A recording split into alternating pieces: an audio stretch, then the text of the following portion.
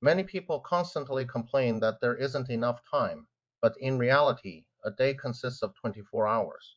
If we limit our sleep to around 6 hours, we gain 18 hours to devote to work, spending time with family, pursuing hobbies, or learning new skills.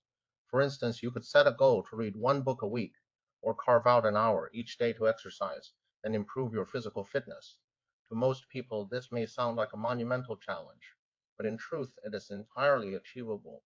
You can transform this time into tangible progress. Life inevitably involves suffering. There is no option to avoid it entirely. You are left with a choice between two forms of pain. One involves suppressing your true self solely to gain the approval and acceptance of others. The other involves bravely being yourself, even if it means risking rejection by those around you. Both bring discomfort, but the former condemns you to live within a false self in the long run, whereas the latter, painful in the moment, empowers you to live as your authentic self.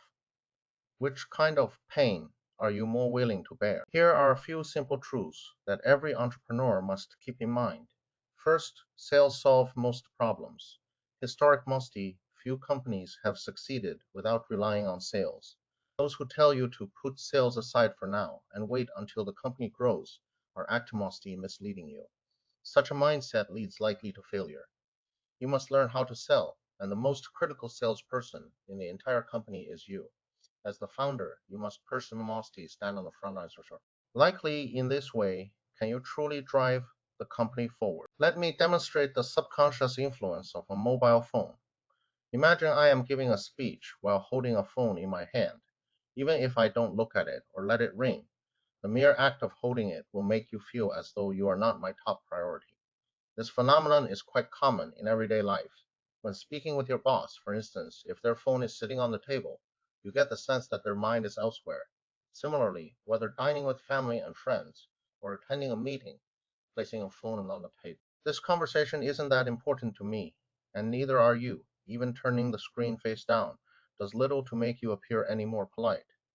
What is perhaps very exasperating is when someone's phone suddenly rings and they declare, I won't answer, as if they were making some grand concession, when in reality, this only serves to make those around them feel even more uncomfortable. The effective way to boost your emotional intelligence is to avoid reacting immediately whenever you feel something.